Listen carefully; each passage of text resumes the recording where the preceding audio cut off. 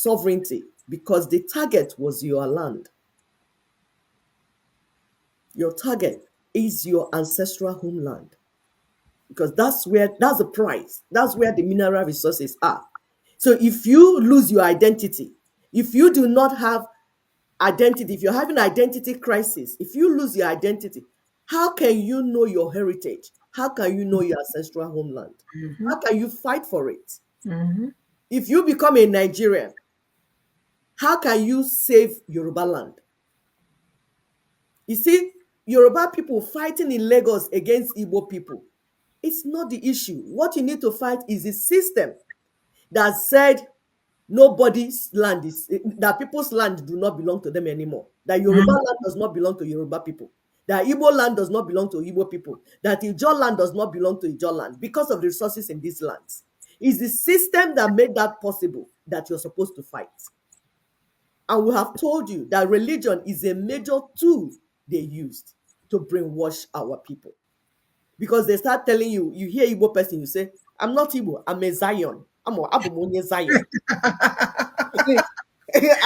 I'm Zion. I'm a Christian. Christendom. They begin to call it Christendom.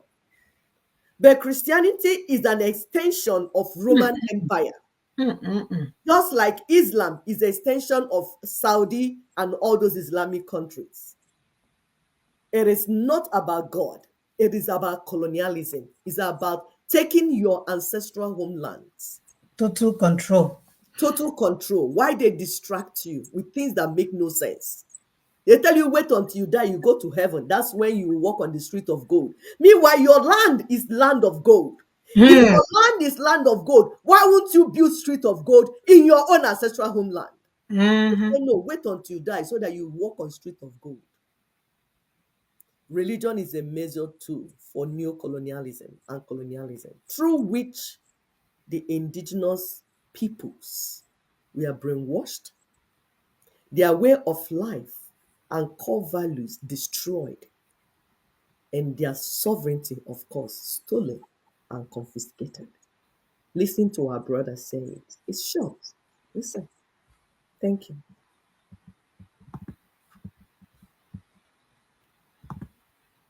And Islam, by nature, they are bullies of African culture.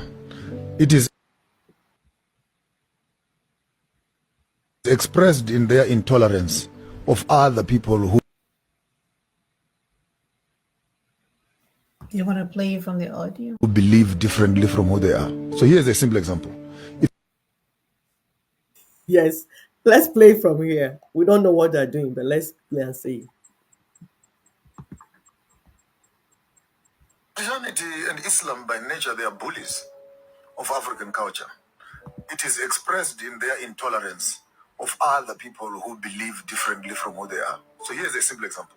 If a Muslim walks into this village, the first object is to build a mosque and make everyone in that village a Muslim.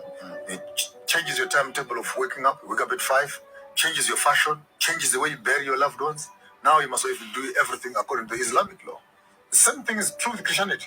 Christianity walks into a space, facing the one to do.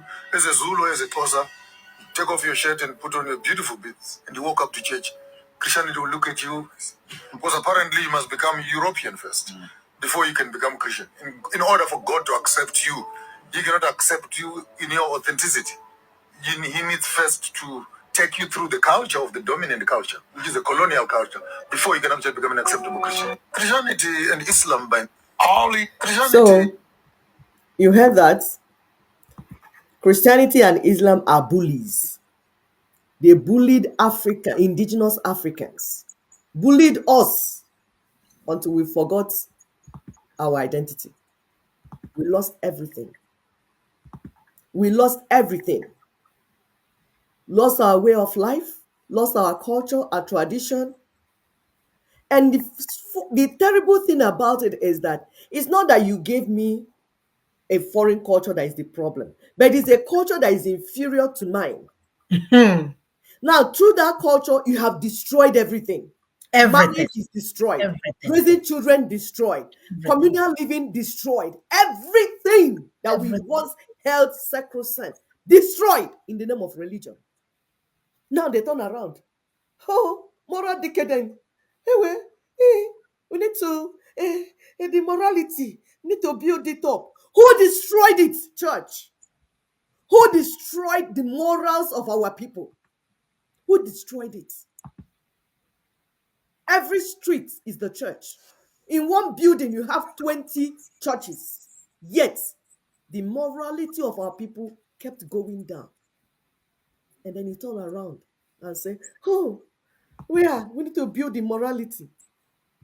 Our people left their way of life and followed you for over 100 years. Is the taste of the pudding not in the eating?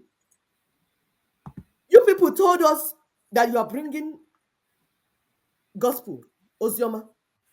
Our people left their way of life and followed you. What has happened to the society? The society is destroyed. Rather than going forward, we are going with back like a Aleli Ojazuaga. And then you turn around now and blame the people rather than blame your system.